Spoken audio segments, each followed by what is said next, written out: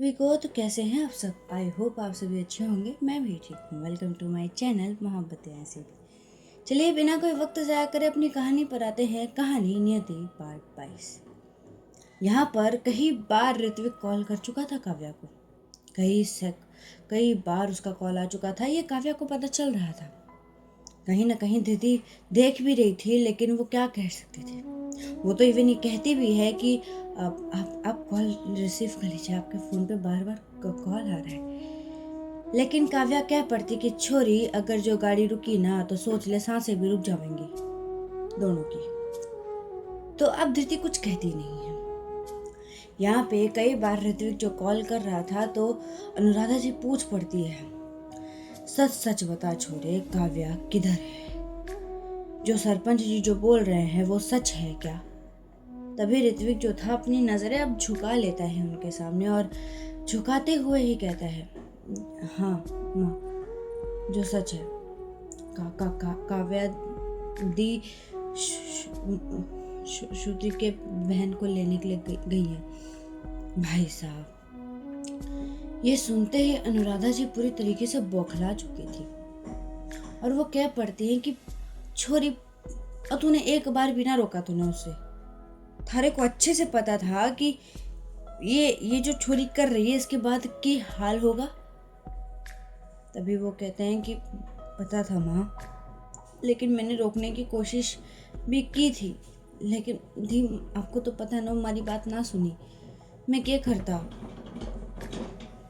तभी यहाँ पे अनुराधा जी कहते हैं कि ठीक है। दूसरी तरफ काव्या और धृति, ये दोनों बाइक पे थे और दोनों की बाइक बहुत ही स्पीडी से, मतलब एक ही बाइक पे थे तो स्पीडी से इनकी बाइक चल रही थी।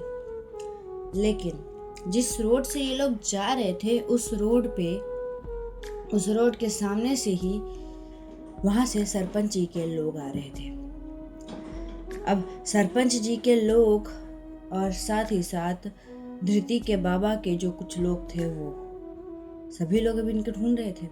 सरपंच जी के कुछ लोग जो इनको देख लेते हैं वो सामने से ही आ रहे थे।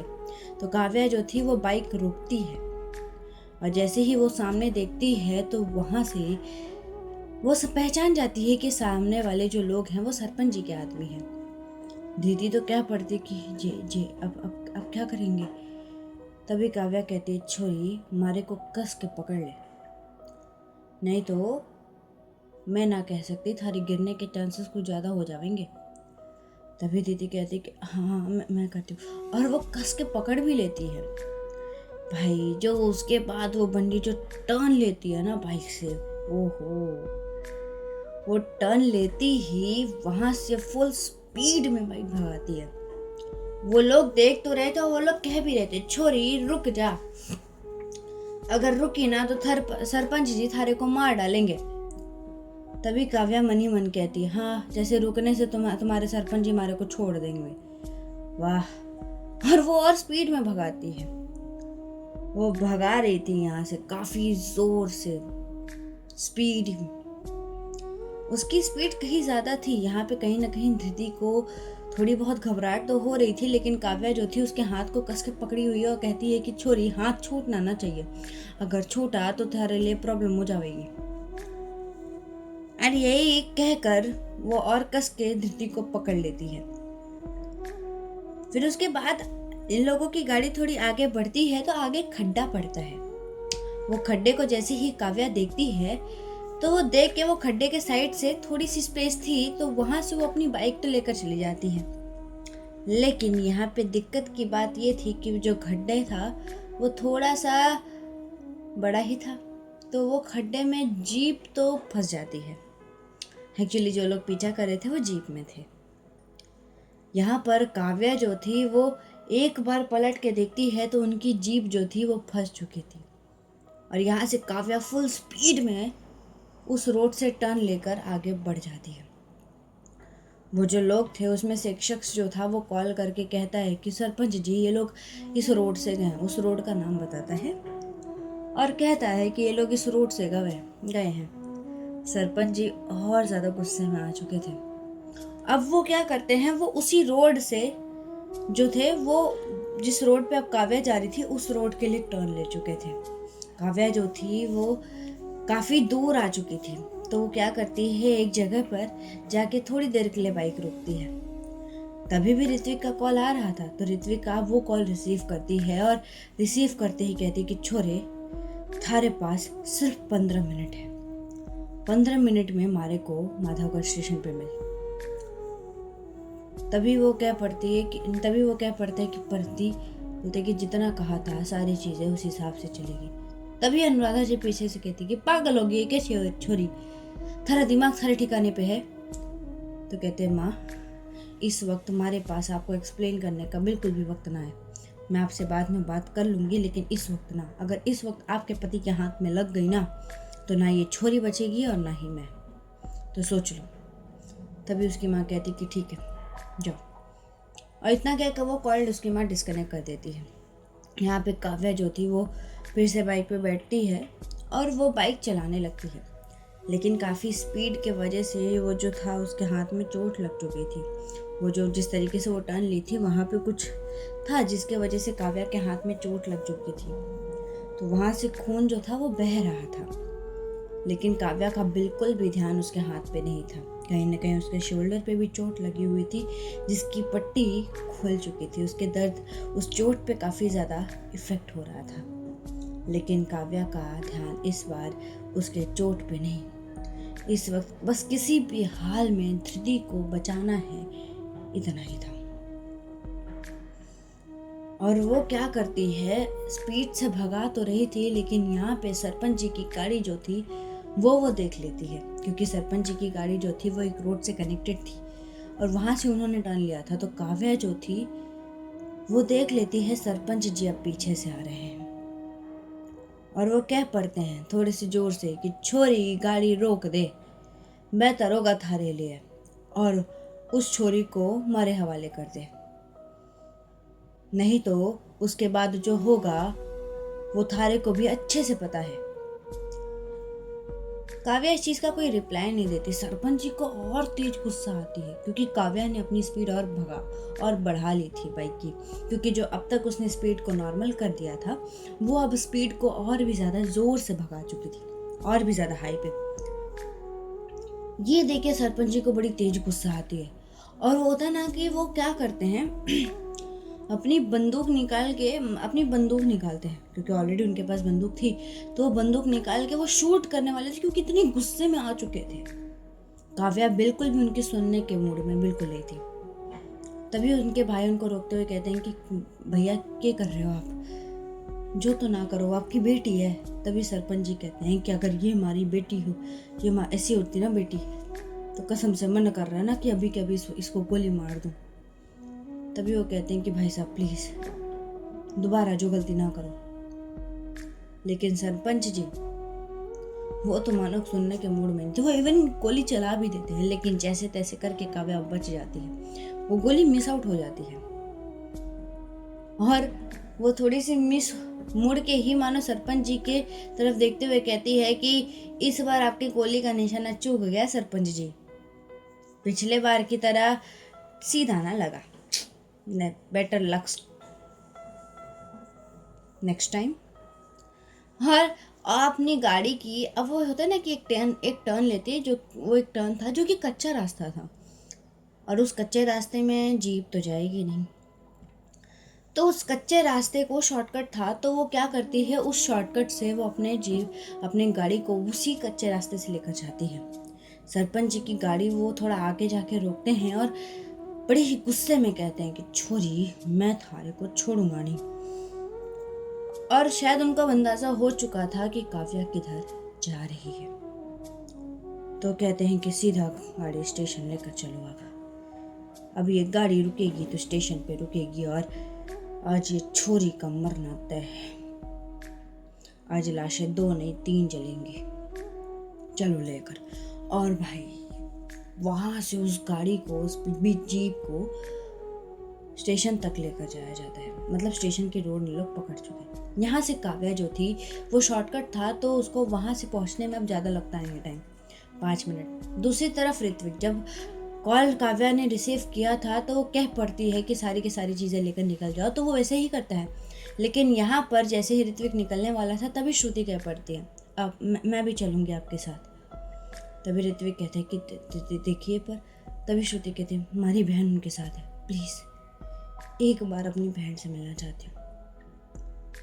तो ऋत्विक कहता है कि ठीक है बैठिए, और वो थोड़ा एक कदम और आगे आएगा तभी पीछे से अनुराधा जी कह पड़ती, मैं भी चलूँगी छोरे थारे साथ, बहुत मनमानी कर ली तुम लोगों ने अपनी, चलो।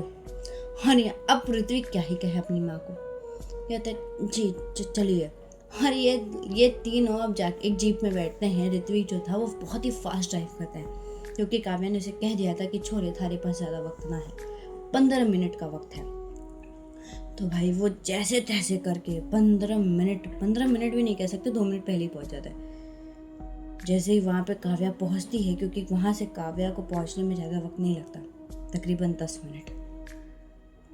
वो उस 10 मिनट में वहाँ पे पहुँचती है तो वहाँ पे देखती है कि ऋत्विक वहाँ पे मौजूद है। भाई वो आती है, आते ही एक बार ऋत्विक की तरफ देखती है तो अनुराधा जी आते ही खींच के मारती है उसे, ज़्यादा जोर से नहीं लेकिन मारती हैं। और उनके आंखों में आंसू भरे हुए थे और कह पड़ती कि छोरी किसी दिन मरे को मार के जान लेगी के चाहती के है, क्यों कर रही है। तभी काव्या कहती है कि अरे अनुराधा जी ऐसे रोई है तो ना, वैसे आपके पति को पता चलेगा ना कि मैंने आपको रुलाया है तो और मारेंगे हमारे को। तभी अनुराधा जी कहती है कि चुप हो जा छोरी, और जो के है तो कहती कि देखो मैं इस वक्त हमारे पास आपके कोई भी सवाल का जवाब ना है, और अगर है भी तो बहुत ही लंबा है, तो इस वक्त तो मैं आपको दे ना सकती। वैसे भी ट्रेन का टाइम भी हो चुका है। तभी वो ऋत्विक की तरफ देखती है और कहती कि छोरे हमारा सामान। तो ऋत्विक जो था उसका एक्चुअली एक ही बैग था, 2 बैग थे सॉरी, एक उसका लैपटॉप्स की सारी चीज़ें और उसके कपड़े की सारी चीज़ें, उसने सारी चीज़ें रेडी करके रखा था। तो वो सारी चीज़ें लेती है अपनी। तभी अनुराधा जी जो थी वो कहती कि छोरी ख्याल रखना अपना, इस बार तो कम से कम बात कर ही लेना। तभी काव्या कहती हाँ ठीक है, इस बार आप कॉल कर लेना, मैं कॉल करके बात कर लूँगी बस। तो तभी काव्या कहती है कि ठीक है माँ। तो अनुराधा जी कह पड़ती कि ठीक है। श्रुति जो कि धृति से मिलती है और कह पड़ती कि दी अपना ख्याल रखिएगा,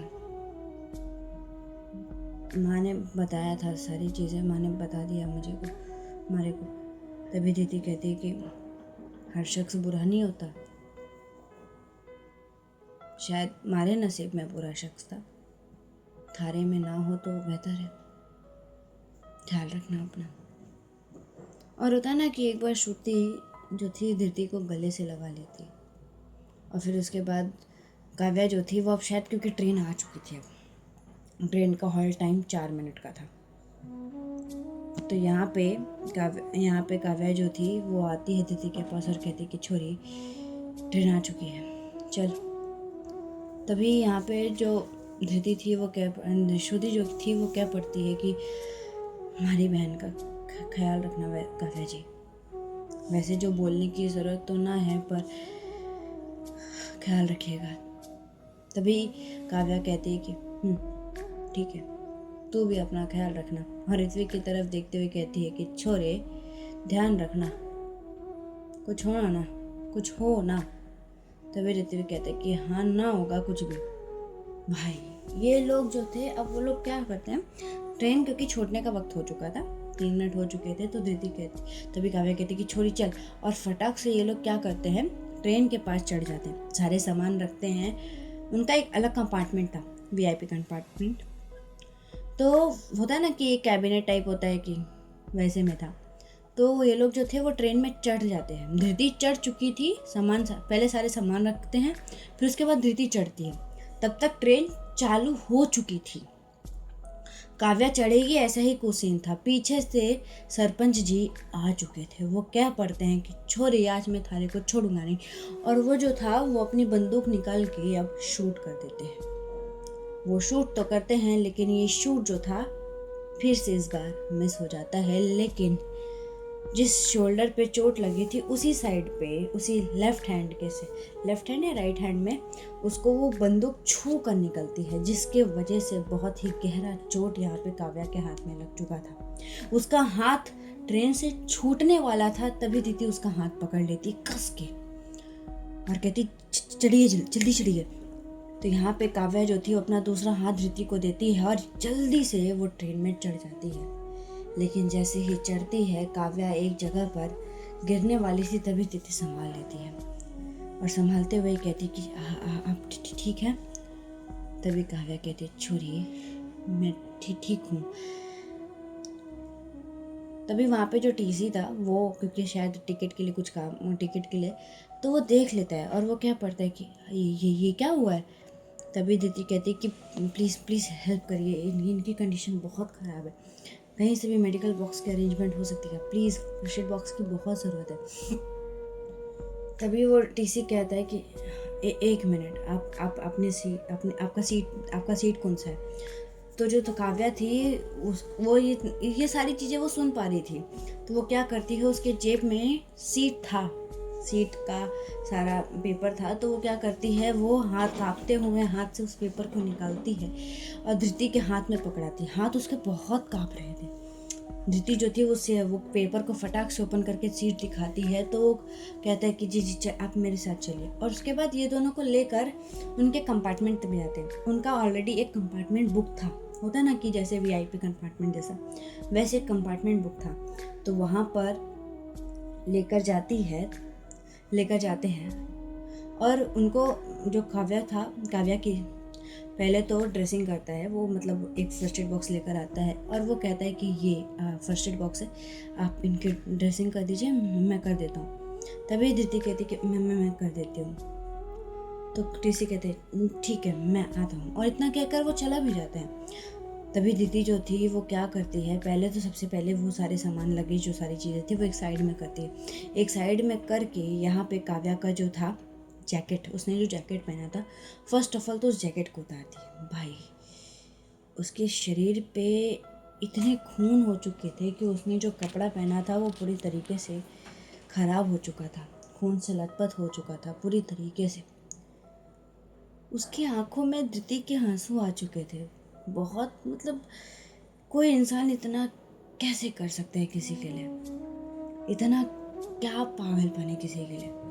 उसके मन में कई सारे सवाल थे, लेकिन इस वक्त काव्या की आंखें बंद हो चुकी थी, बेहोश हो चुकी थी वो। तो यहाँ पे धृति क्या कहती है, सबसे पहले उसने एक्चुअली उसका फर्स्ट ऑफ ऑल तो जैसे तैसे करके अपनी, मतलब होता है ना, अपनी बहुत मुश्किल से उसके भी हाथ कांप रहे थे, लेकिन इस वक्त उसकी ड्रेसिंग करना बहुत ज़रूरी था, क्योंकि उसके शोल्डर का पट्टी भी हट चुका था, ख़राब हो चुका था। तो वो क्या करती है, सबसे पहले उसके शोल्डर की ड्रेसिंग करती है, उसके हाथ में जो चोट लगी थी उसकी ड्रेसिंग करती है। दोनों हाथ में उसके चोट लग चुकी थी, काव्या के राइट हैंड और लेफ्ट हैंड में भी। लेफ्ट हैंड शोल्डर पे भी उसको पट्टी लगी हुई थी पूरी तरीके से, तो पट्टी को चेंज करती है। फिर उसके बाद जो उसके हाथ के पम्स में, जहाँ पे उसने वॉशरूम में दीवारों पे हाथ मारा था, उसमें भी कई सारी चोट लग चुकी थी, तो वहाँ पे भी दवा लगाती है।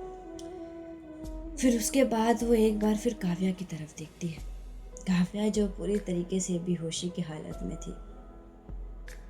वो क्या करती है, पहले तो देखती है, लेकिन जैसे ही वो एक बार उसके फिर मतलब सारी पट्टी करने के बाद उसकी तरफ देखती है, मानो उसके बालों को सहलाएगी ऐसा कुछ, लेकिन जैसे ही वो उसके शोल्डर, उसके फोरहेड को टच करती है, तो उसकी आंखें और ज़्यादा गहरी और थोड़ी सी शॉक में चली जाती है।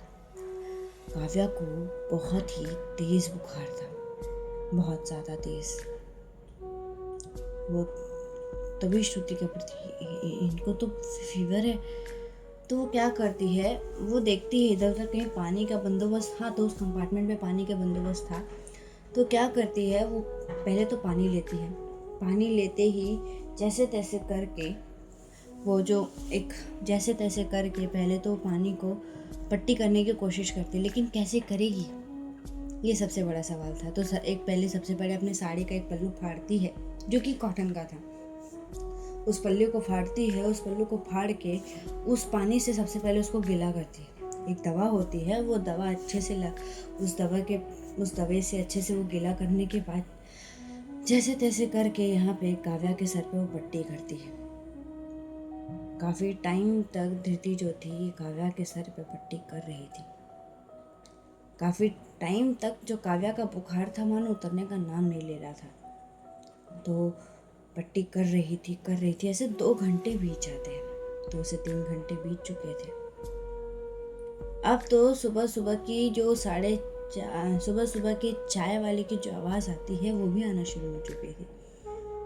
तो जैसे ही ये काव्या सुनती है तो उसकी आंखें खुल जाती हैं, मानो उसने एक बहुत ही गहरी नींद लेके अपनी आंखें खोली हो। जब वो आंखें खोलती है तो देखती है अपने सर पे पट्टी। तो वो पट्टी को हटाती है तो उसकी नज़र सीधा जाती है जहाँ पे उसके हाथ के पास ही उसके हाथ पे सर रख के धृति जो थी सो रही थी। लग रहा था कि उसने काफ़ी टाइम तक उसकी पट्टी की है। बहुत परेशान चेहरे पे एक अजीब सी डर, एक अजीब सा मासूमियत काव्या देखती है। थोड़ी देर के लिए तो वो पॉज हो चुके थे, क्योंकि पहली बार था जब धृति को काव्या ने इतने नज़दीक से देखा था। ये पहली बार था जब धृति उसके सामने सो रही थी। तो वो ज़्यादा कुछ करना नहीं चाहती थी, लेकिन फिर भी बाहर से चाय वाले की आवाज़ आ जाती है। तो बाहर से चाय वाले की आवाज़ आती है तो यहाँ पे जो धृति की नींद थी वो टूट जाती है, और टूटते ही वो थोड़ी हड़बड़ाई में खड़ी होती है और क्या पड़ती अब सॉरी, वो माफ़ करिएगा। तभी काव्या क्या पड़ती, छोरी शांत हो जा, क्या हो गया, ठीक है सब, ज़्यादा परेशान ना हो। और ऐसा कह के वो उठने की कोशिश करती है। तभी दीदी कहती कि रुक जाइए, आपको बहुत चोट लगी हुई है, प्लीज़ ऐसे मत करिए, बहुत ज़्यादा चोट लगी हुई है आपको, और इस वक्त आप रुकिए, मैं आपकी मदद करती हूँ। तो जैसे तैसे करके थोड़ी बहुत मदद करती है। तो यहाँ पे काव्या जो थी वो बैठती है प्रॉपरली। तो चाय धृति पूछ, तभी काव्या कहती कि हाँ छोरी, 1 कप चाय चाहिए हमारे को। जो धृति थी वो आंखें फाड़ फाड़ के देखती है घूरते हुए, मतलब ऐसे सिचुएशन में चाय, सीरियसली। तभी काव्या कहती कि छोरी क्या हो गया, चाय। तो जो धृति थी वो होता है ना कि वो चाय वाले भैया को जो थे वो बुलाती है, अपना कैबिनेट का डोर ओपन करती है, चाय वाले भैया को बुलाती है और कहती है कि भैया 1 कप चाय। तभी काव्या कहते क्यों छोरी, तू चाय ना पिएगी के? तो धृति कहती कि भैया 2 कप चाय दे दीजिए, और वो चाय लेती है, पैसे देती है, वो चले जाते हैं। यहाँ पे काव्या जो थी वो एक हाथ में तो उसके पट्टी लगी हुई थी, पाम्स में भी, तो वो चाय का कप उठा नहीं सकती थी, दूसरे हाथ से उठा के पीती है। चाय की चुस्की लेते हुए बाहर के नज़ारे को देख रही थी। पता नहीं क्यों उसे बहुत अजीब सा लग रहा था ये नज़ारा, ये पल। उसके सामने धृति बैठी हुई सफ़ेद साड़ी में, शरीर में थोड़े साड़ी में बहुत सारे खून के धब्बे भी लगे थे जो कि काव्या के ही थे। तभी काव्या कहती कि छोरी साड़ी चेंज कर ले, हमारे को लगता है इसमें कई सारे खून के धब्बे लगे हुए हैं। तभी दीदी कहती कि हाँ मैं कर लूँगी, थोड़ा वक्त दीजिए, मैं कर लूँगी इसे चेंज। तभी यहाँ पे काव्या का जो फ़ोन था वो रिंग होता है। तो जैसे ही फ़ोन रिंग होता है तो देखती है आकांक्षा का कॉल। तो जैसे ही वो कॉल देखती है तो वो कॉल रिसीव करती है, तो आकांक्षा यहाँ से पूरी तरीके से भड़क पड़ती है। और वो क्या पढ़ती है, अरे यार हद है तेरी, तुझे हर बार कॉल करो तेरा फ़ोन कहाँ बिजी आता है। वैसे एक बात बता, तू फिर से भाग गई। तभी काव्या कहती है कि छोरी क्या हो गया थारे को, आराम से बात कर आकांक्षा। तभी आकांक्षा कहती जो ये तो मत ही कर, मेरा नाम लेके मुझे बुलाएगी तो क्या मतलब तू मेरा नाम लेके बुलाएगी तो मैं डर जाऊंगी? कौन सा लॉजिक है? हाँ क्रिमिनल डरते होंगे तेरे से, मैं नहीं। और अब बताना कि क्या कांड करके आई है तू? तभी काव्या कहती कि ये सही वक्त नहीं है, मैं तुझे फिर कभी बता दूंगी। लेकिन जैसे ही ये आवाज़ सुनती है तब आकांक्षा जो थोड़ी सीरियस हो जाती है और क्या पड़ती कि ये तेरी आवाज़।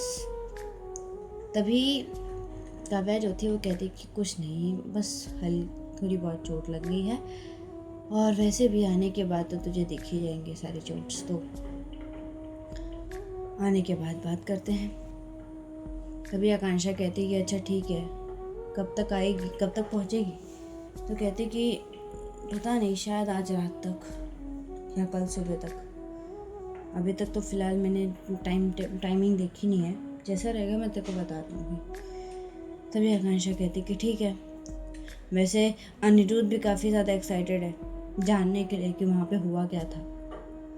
तभी काव्या कहती कि ठीक है, मैं बता दूँगी, अब बाद में बात करूँ? तभी आकांक्षा कहते हैं हाँ ठीक है, इन्जॉय योर टाइम, बाय। हाँ, इतना कह के कॉल डिस्कनेक्ट कर देते हैं। तो चलिए आज के लिए हम अपनी कहानी को यहीं पूर्णविराम लगाएंगे और जानेंगे कि नेक्स्ट पार्ट में होता क्या है। तब तक के लिए अपने और अपने परिवार का ख्याल रखिएगा। Bye bye everyone, take care.